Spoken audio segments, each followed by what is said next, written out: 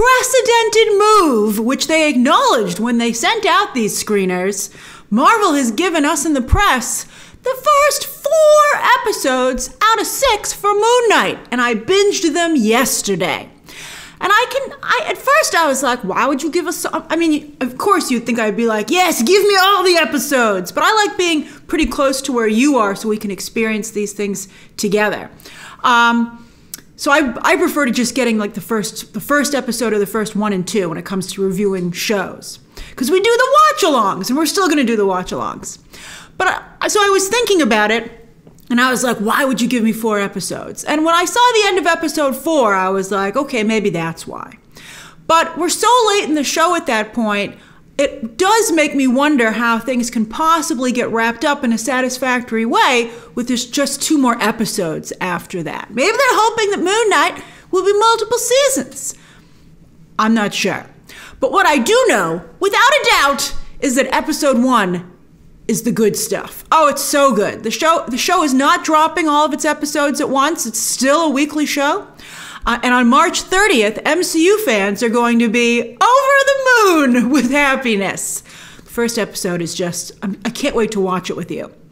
After that, though, I think how you feel about this show will depend substantially on who you like better, Mark or Steven. I'm very curious to see how the reviews come out when the embargo lifts March 29th, the day before release, when my own review will drop as well. My own spoiler-free review. Be careful!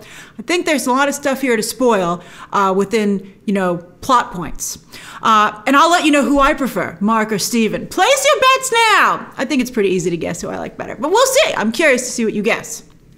Today, in this video, I want to focus on the business prospects of Moon Knight and within the larger context of the comic book movie space. Basically, The Flash has gotten beaten to the punch yet again. Plus, getting you ready for this show, so you're ready to sit down and watch it with me. You definitely need to read Jeff Lemire's run on Moon Knight, at least Volume 1. You gotta do it, which is currently available on Comixology, linked down below even, and if you're a Comixology Unlimited member, still worth the price, I think, because you'll be able to read this book, for instance, for free. It's like $5 a month or something, and you don't have to pay for this trade paperback if you're a member. So I would read it. I would definitely read it. Now, that's not to say some significant changes haven't been made to Lemire's run. And I'm also curious to see how people react to those changes. Because let's just say they've streamlined Mark Spector a lot more. And I'm not even a big Moon Knight fan, and I'm not even sure how I feel about that. I also recommend you learn your basic facts about ancient Egypt, especially burial practices. You gotta know it. You gotta know it. And I would suspect a lot of you do. Everyone goes through just like everyone goes through a Greek mythology phase, most people go through an ancient Egypt phase. Now, you don't need to know this stuff. You don't need to know it. But you'll enjoy episode 4 a lot more if you do. Episode 4 was my second favorite of the 4. Now, Moon Knight might be an MCU show. Here's where it gets interesting. But with the exception of name-dropping just one city, there are no MCU references in the entire first 4 episodes. Wow, bold move, Moon Knight, bold move. Because that means it needs to stand on its own, and it can't use the MCU as a crutch. There are no big cameos or Easter eggs to rely on. So our breakdowns are going to focus on cinematography, performances, and Moon Knight's own mythology, and ancient Egypt mythology. Also, Moon Knight is supposed to offer some Middle Eastern representation to the MCU, which we've all been very excited about, along with Ms. Marvel. But while Shang-Chi offered this kind of representation flawlessly, and I think Ms. Marvel looks very promising, I wish Moon Knight was more Egyptian. I really do. I feel it's like just vaguely Egyptian at this point. Especially since Egyptian director Mohammed Diab is so heavily involved. And he's a great director, by the way, very good director. And of course, the female lead, May Calamawy, is half Egyptian, half Palestinian. They play, I believe, Egyptian music, I think it's Egyptian music, over the end credits and sometimes the opening MCU logo. And at those moments, you're like, this is what this show could have been if it had gone all the way. If it had been like the Middle Eastern Egyptian version of Shang-Chi. And I think that's kind of what I was expecting. I don't know what you were expecting, but that's not what we're getting. Because while Shang-Chi has an entirely Chinese cast, with the exception of Ben Kingsley, who came in very late in that movie, He was great, though. And Ms. Marvel seems to have a lot of actors from the Pakistan-India region as well. At the end of the day, Moon Knight is Oscar Isaac versus Ethan Hawke. Ethan Hawke, he's a great actor, but I would have cast an Egyptian actor in that role. It's just, it's unfortunate. And with the other Egyptian gods picking avatars from across the globe, very weird choice. Why would an ancient Egyptian god want an Irish avatar? It was ridiculous. I mean, it makes no sense. I mean, I liked the European locales in the show because I thought that it was speaking to the immigration out of the Middle East throughout Europe, and that there are very large pockets of, not even pockets anymore. Look at the mayor of London. There's a lot of representation in the Middle East throughout Europe. It's become a big part of that. That's why I'm so happy with the casting of Peter Pan in the upcoming Disney Plus movie. But they didn't really do that after episode 1. That kind of went away, and I was like, oh, that was clever and intellectual commentary. We should have kept that. The show just lacks the focus to make it seem authentic and fresh. Again, like an Egyptian version of Shang-Chi, which again, I was very excited about.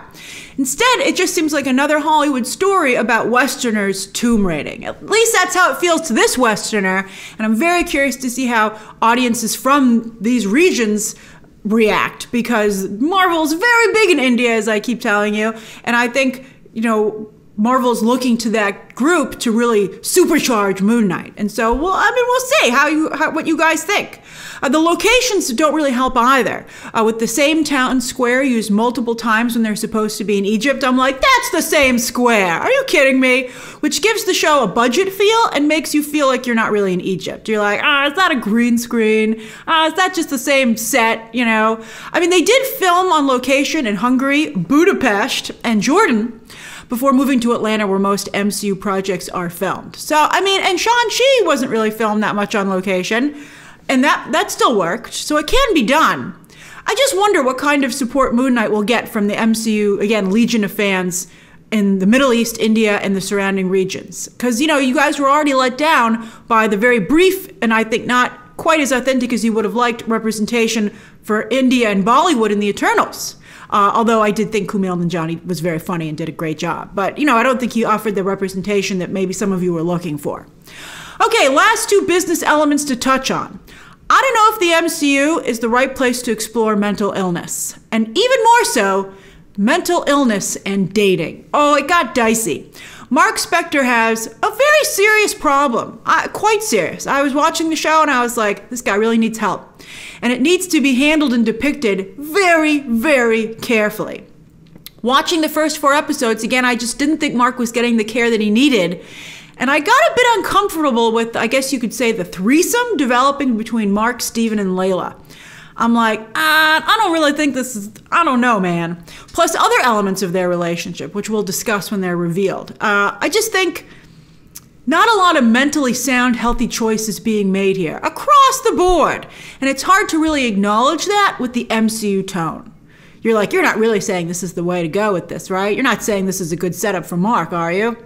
Finally, as I said, it sucks to be the Flash movie. Not only is the Flash going to be late to the multiverse party, but now Moon Knight is beating it to the punch on, let's just say, doubles. Like, are you serious? It's just getting ridiculous. And again, you know what else is ridiculous? How far ahead I am of you on this show. But we'll be doing the live watch-alongs. I'll be there to guide you and point out things you might not notice. And of course, I'll be doing that even more so with my breakdowns of each episode. Full coverage begins March 29th when that review embargo lifts, and my spoiler-free review will drop for episodes 1 through 4. For now, share your thoughts and your anticipations for Moon Knight down below. What are you expecting? And what do you, not only in terms of, Middle Eastern representation, the comic book, but also the depiction of a very serious mental illness. Share those thoughts and anticipations down below. Subscribe today and, maybe concerns. And of course, as always, you can check out some more videos right now.